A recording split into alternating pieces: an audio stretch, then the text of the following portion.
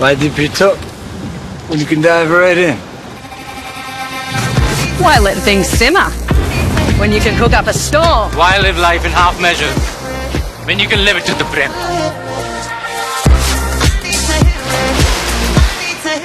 ఎందుకంటే మీరు మోసం చేసిండ్రు, బాండ్ పేపర్ల మీద రాసిచ్చి మోసం చేసిండ్రు, దేవుళ్ళ మీద ఒట్లు పెట్టి మోసం చేసిండ్రు. సో కర్ణాటక ఓటమి తర్వాతనైనా మోసాలు మానండి, ప్రజలకిచ్చిన హామీలు అమలు చేయమని బీఆర్ఎస్ పార్టీ డిమాండ్ చేస్తూ ఉంది. మీ 7వ గ్యారంటీ ప్రజాస్వామ్యం అసలు లేదు. ఈ రాష్ట్రంలో ప్రజాస్వామ్యం ఖూనీ అయిపోయింది. లగిచర్లకు కనీసం మహిళా సంఘాలు, నిజ నిర్ధారణ సంఘాలు, లోకల్ ఎంపీ, బీఆర్ఎస్ నాయకులు, ప్రతిపక్ష నాయకుడు మధుసూదనాచారి గారు పోతే కూడా పోకుండా మీరు ఆపుతా ఉన్నారు. అంటే ప్రజాస్వామ్యం లేకుండా అయిపోయింది రాష్ట్రంలో. అంతేందుకు మన హుజురాబాద్లో కేసీఆర్ గారు దళిత బంధు పథకం లాంచ్ చేశారు.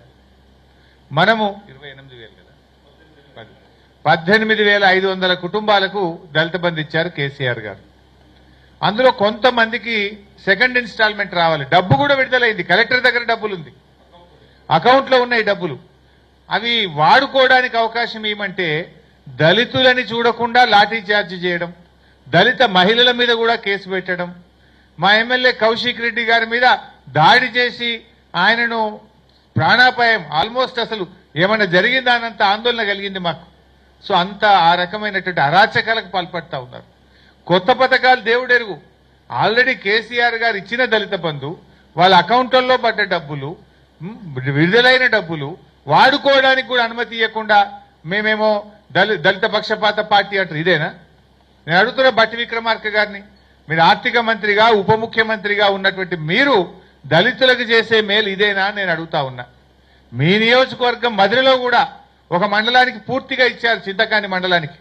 నేను మొన్న చింతకాని మండలం పోతే అక్కడ కూడా కొన్ని పెండింగ్ లో ఉన్నాయి సార్, పడ్డ డబ్బులు మమ్మల్ని వాడుకొని ఇస్తలేరు అంటున్నారు. అది చింతకాని అయినా, అది జమ్మికుంట అయినా, హుజురాబాద్ అయినా, రాష్ట్రంలో ఎక్కడైనా సరే ఆల్రెడీ విడుదలైన దళిత బంధు పథకాల్ని వెంటనే ఆ దళిత కుటుంబాలకు అందజేయాలి, వారికి అన్యాయం చేయొద్దని చెప్పి కూడా బీఆర్ఎస్ పార్టీ పక్షాన మేము డిమాండ్ చేస్తా ఉన్నాం.